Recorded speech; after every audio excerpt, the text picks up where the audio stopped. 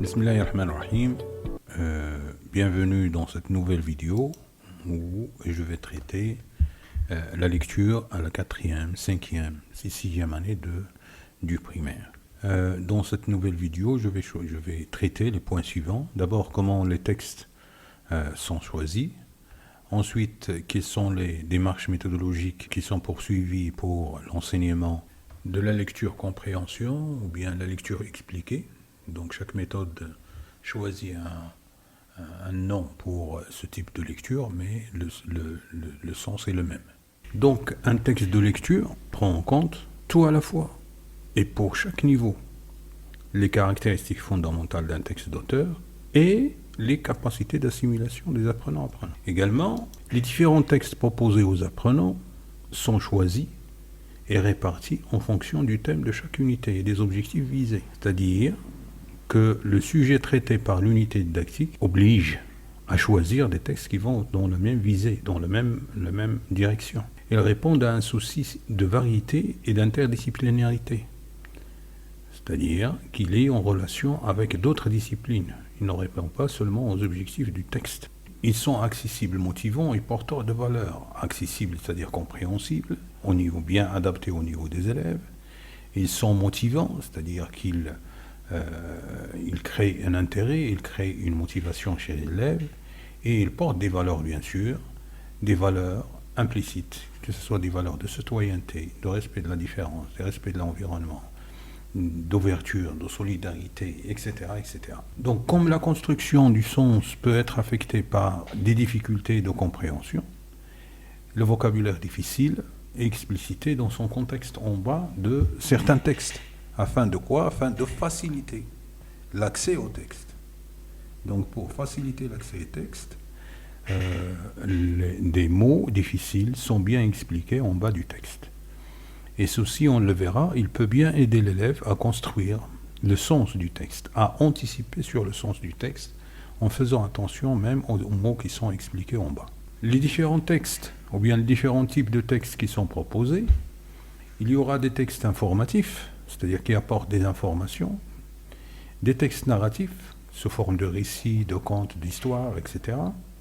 Des textes descriptifs, où le texte, on commence à décrire des personnages, à décrire un paysage, à décrire des lieux, des textes prescriptifs, des textes où on donne des conseils, on donne des prescriptions. Donc pour la démarche méthodologique, la première étape, c'est une étape d'observation et de découverte. Dans cette étape, on invite les élèves à anticiper le sens du texte, avant la lecture silencieuse bien sûr, ou bien la lecture magistrale, et ceci à partir de l'observation de l'illustration, à partir de l'observation de la mise en page, à partir de l'observation du titre, et à partir de l'observation des questions de la rubrique, c'est-à-dire les questions qu'on pose à la fin de chaque texte.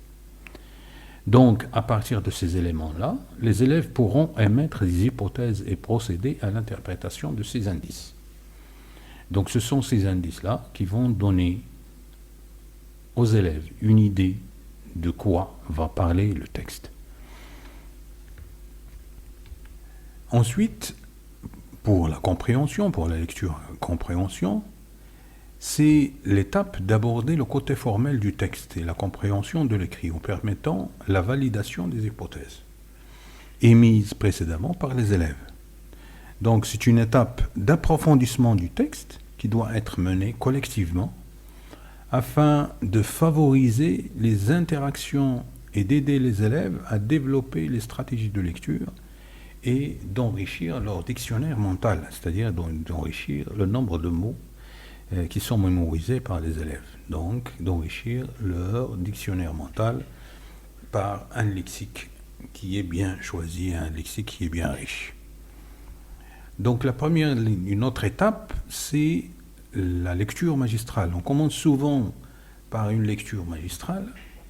Cette lecture magistrale, elle doit être faite par l'enseignant. Souvent, elle peut être faite par un bon élève, un bon lecteur dans la classe, mais dans la plupart du temps, c'est le maître ou bien la maîtresse qui font cette lecture magistrale.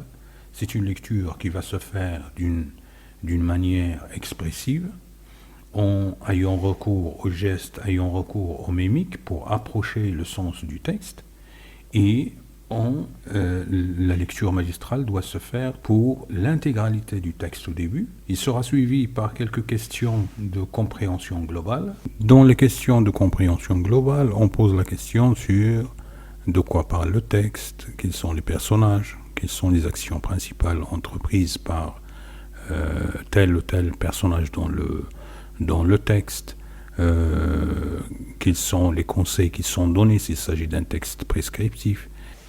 Puis, il sera suivi par la lecture d'un fragment ou bien d'une partie du texte. Ensuite, la lecture silencieuse. Dans cette lecture silencieuse, les élèves vont approfondir encore plus la compréhension du texte et à détecter encore plus des éléments du texte. Donc, à construire encore plus le sens du texte, à s'approfondir sur le sens et à vérifier les hypothèses émises au début de la séance. Toujours après chaque action, il y aura toujours des questions pour évaluer le degré de compréhension, mais aussi pour s'assurer que vraiment la lecture silencieuse a été faite. C'est pourquoi je propose, pour chaque lecture silencieuse, l'enseignant ou bien enseignante, ils doivent donner à l'élève une petite tâche à faire.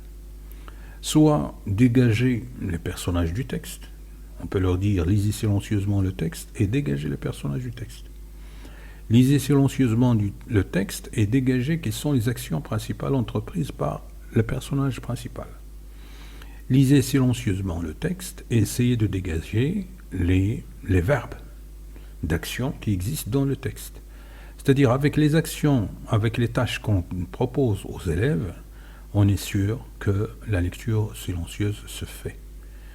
Parce que la lecture silencieuse, c'est une activité mentale de chaque élève et on n'a pas la capacité d'évaluer jusqu'à quel point cette lecture se fait effectivement ou pas. Donc pour s'assurer que ceci se fait, d'abord on donne une tâche et ensuite on fait une petite évaluation après par quelques questions de compréhension globale qui vont nous permettre de vérifier si vraiment la lecture silencieuse a été faite.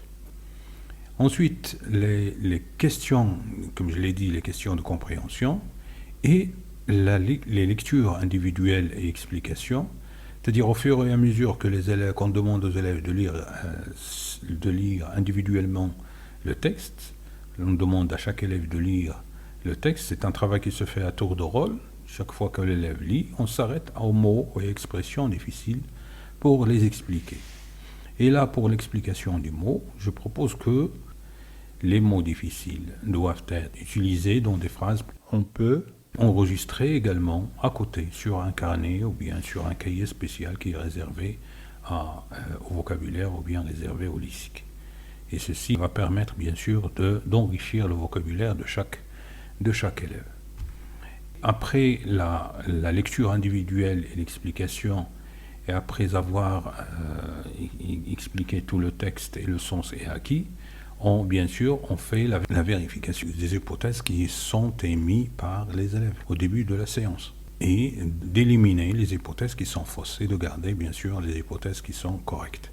À la fin, on procédera à une évaluation qui va nous permettre de savoir jusqu'à quel point le texte a été profondément assimilé ou bien compris. Si on veut aller plus loin, on peut procéder à un prolongement, soit intégrer une partie de ce qui a été lu, de ce qui a été fait dans le projet de classe qui a été abordé, bien sûr, durant chaque thème, on le sait, que dans chaque thème, il y a un projet de classe. Donc, quelles sont les expressions, quels sont les mots, quelles sont les idées qu'on peut intégrer dans notre projet ?